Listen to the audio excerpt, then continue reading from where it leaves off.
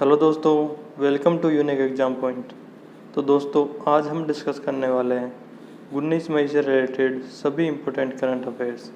ये current affairs सभी प्रतियोगी परीक्षाओं की दृष्टि से महत्वपूर्ण है, इसलिए इस वीडियो को ध्यान से देखिएगा और आप इस वीडियो की PDF फाइल हमारे Telegram channel unique exam point से भी डाउनलोड कर सकते हो, जिसका लिंक मैंने डिस्क्रिप्शन में दिया है। तो दोस्तों, स्वामी विवेकानंद ने कहा था, you are the creator of your own destiny. इसका मतलब है तुम अपनी भाग्य का निर्माण खुद करते हो। इसलिए दोस्तों, मेहनत करिए, पढ़िए और आगे बढ़िए। तो चलिए बिना देरी के शुरू करते हैं। तो पहला क्वेश्चन है, हाल ही में कब अंतर्राष्ट्रीय संग्रहालय दिवस मनाया गया? तो अभी 18 मई को अंतर्राष्ट्रीय संग्रहालय दिवस मनाया गया है। तो इसका ऑप्शन डी 18 मई करेक्ट आंसर होगा। तो अंतर्राष्ट्रीय संग्रहालय दिवस मनाया गया है। तो अब हम इसके बारे में जान लेते हैं। तो यह हर साल 18 मई को समाज के विकास में संग्रहालय का महत्व समझाने के लिए मनाया जाता है। इसकी शुरुआत आईकॉम ने 1977 में की थी और इस बार की इसकी थीम इम्पोर्टेंट है। इसकी थीम है museums for equality, diversity and inclusion. तो इसकी शुरुआत आईकॉम ने की है, तो हम इसके बारे में भी जान लेते हैं। आईकॉम का फुल फॉर्म होता है इंटरनेशनल काउंसिल ऑफ म्यूजियम्स। इसकी स्थापना 1946 में हुई थी और यह पेरिस, फ्रांस में स्थित है। अब हम अदर ऑप्शंस भी देख लेते हैं।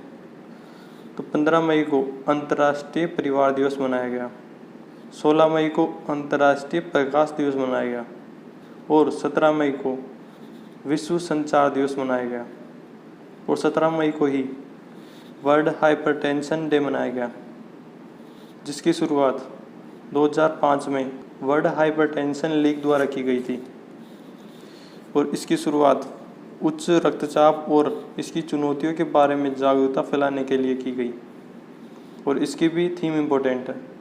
इसकी थीम थी नो योर नंबर्स। तो इस क्वेश्चन से हमें इतनी इन्फॉर्मेशन मिलती है। नेक्स्ट क्वेश्चन है, हाल ही में किस हाई कोर्ट में ई सेवा केंद्र का उद्घाटन किया गया है? तो अभी उड़ीसा हाई कोर्ट में लोगों को विभिन्न सेवाओं में मदद करने के लिए एक ई सेवा केंद्र का उद्घाटन किया गया है। तो इसका ऑप्शन ए Orissa high court correct answer होगा। अब उड़ीसा हाई कोर्ट में इसका उद्घाटन किया गया है, तो हम इसके बारे में इम्पोर्टेंट फैक्ट्स जान लेते हैं। तो उड़ीसा हाई कोर्ट की स्थापना 26 जुलाई 1948 को हुई थी और प्रेजेंट टाइम में उड़ीसा हाई कोर्ट के चीफ जस्टिस हैं मोहम्मद रफ़ीक, जिन्हें हाल ही में 27 अप्रैल 2020 को उड़ीसा हाई कोर्ट का चीफ जस्टिस नियुक्त किया गया था। तो इस क्वेश्चन से हमें इतनी इन्फॉर्मेशन मिलती है। नेक्स्ट क्वेश्चन है, हाल ही में कौन कोविड-19 का शीघ्र पता लगाने के लिए एक ट्रैकर विकसित कर रहा है?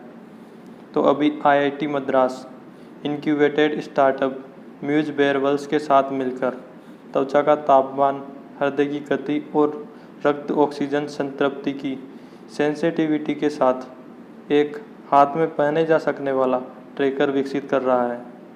तो इसका option B IIT Madras correct answer होगा और इस ट्रैकर की मदद से कोविड-19 का दूर रहकर भी शीघ्रता से पता लगाया जा सकता है तथा निगरानी भी रखी जा सकती है। इस क्वेश्चन से हमें इतनी इन्फॉर्मेशन मिलती है। नेक्स्ट क्वेश्चन है, हाल ही में किस पुस्तक का विमोचन किया गया है? तो अभी वुहान डायरी नामक पुस्तक का विमोचन किया गया है। तो इसका ऑप्शन ए वुहान डायरी करेक्ट आंसर होगा। तो वुहान में कोरोना वायरस के प्रकोप से संबंधित घटनाओं का प्रत्यक्षदर्शी खाता अब भारत में भी वुहान डायरी ई-बुक के नाम से उपलब्ध है और इस पुस्तक का पूरा नाम Wuhan Diary Dispatches from a Quarantine City है और इस पुस्तक में ऑनलाइन डायरी प्रविष्टियाँ और सोशल मीडिया की पोस्टों का संकलन है। तो इस क्वेश्चन से हमें इतनी इन्फॉर्मेशन मिलती है। नेक्स्ट क्वेश्चन है, हाल ही में नाबार्ड ने किस राज्य को 1500 करोड़ रुपए मंजूर किए हैं? तो अभी नाबार्ड ने राज्य सहकारी बैंकों के माध्यम से पंजाब के लिए 1500 करोड़ रुपए मंजूर किए हैं। तो इसका option C Punjab correct answer होगा। यह फंड किसानों को निरंतर ऋण प्रवाह सुनिश्चित करने के लिए जारी किया गया है। तो यह फंड नाबार्ड ने जारी किया है। तो हम नाबार्ड के बारे में इम्पोर्टेंट फैक्ट्स जान लेते हैं। इसका फुल फॉर्म होता है national bank for agriculture and rural development. इसकी स्थापना 12 जुलाई 1882 में हुई थी और इसका हेडक्वार्टर मुंबई में स्थित है। और इसके प्रेजेंट टाइम में चेयरमैन हैं हर्ष कुमार बनवाला। तो इस क्वेश्चन से हमें इतनी इन्फॉर्मेशन मिलती है।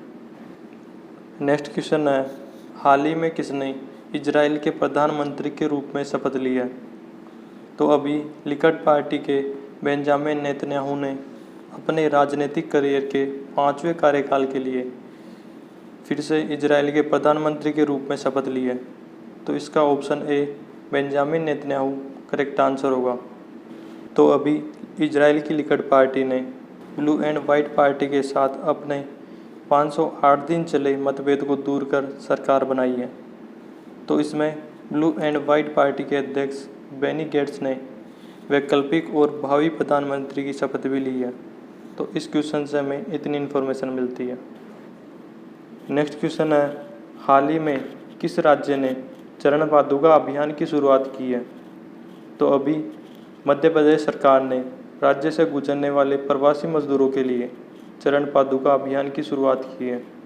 तो इसका option B Madhya Pradesh correct answer होगा। अब चरण पादुका अभियान की शुरुआत की गई है तो हम इसके बारे में जान लेते हैं।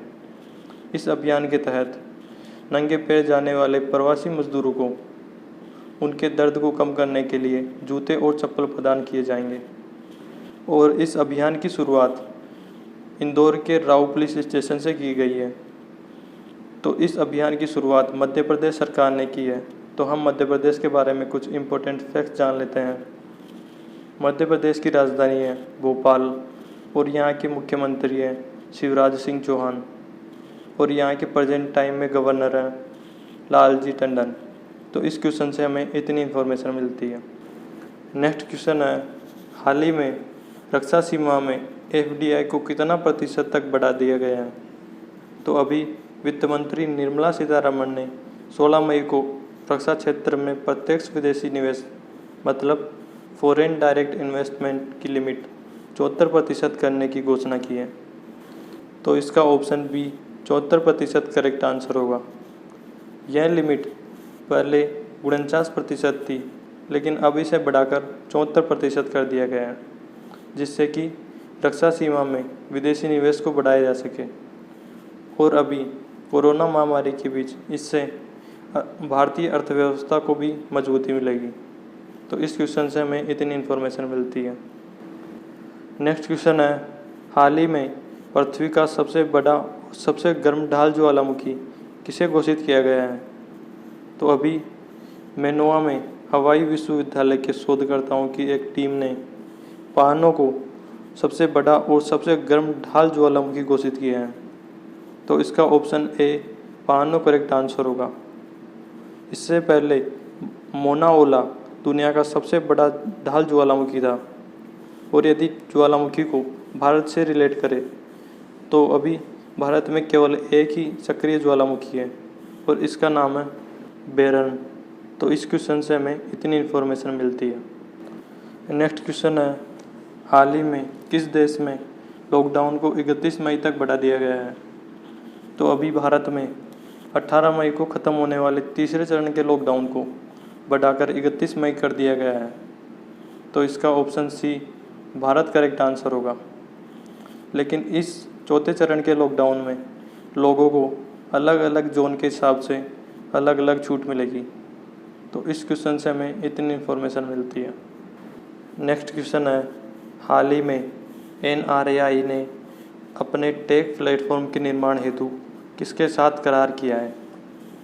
तो अभी national Restaurant Association of India ने अपने स्वयं के टेक प्लेटफॉर्म के निर्माण हेतु फिनटेक स्टार्टअप डॉटपे के साथ भागीदारी की है। तो इसका option A DotPe correct answer होगा। तो अब National Restaurant Association of India DotPe की सहायता के साथ डिजिटल ऑर्डरिंग, बिल चुकाने और संपर्क रहित भोजन के भुगतान में सक्षम होगा। यह करार NRAI ने किया है। तो हम इसके बारे में इम्पोर्टेंट फैक्ट्स जान लेते हैं। तो इसका फुल फॉर्म होता है national Restaurant Association of India. इसकी स्थापना 1982 में हुई थी और इसका हेडक्वार्टर दिल्ली में स्थित है और इसके प्रेजेंट टाइम में हेड है रियाज अलमानी। तो इस क्वेश्चन से हमें इतनी इन्फॉर्मेशन मिलती है। तो यह था आज का हमारा करंट अफेयर्स का वीडियो। यह वीडियो आपको अच्छा लगा हो, हेल्पफुल लगा हो तो इसे लाइक कीजिए और अपने स्टडी ग्रुप में शेयर कीजिए, जिससे कि दूसरे स्टूडेंट्स की भी हेल्प हो सके। और इसी तरह करंट अफेयर्स के वीडियो देखने के लिए हमारे चैनल यूनिक एग्जाम पॉइंट को सब्सक्राइब कीजिए। Thanks for watching unique exam point.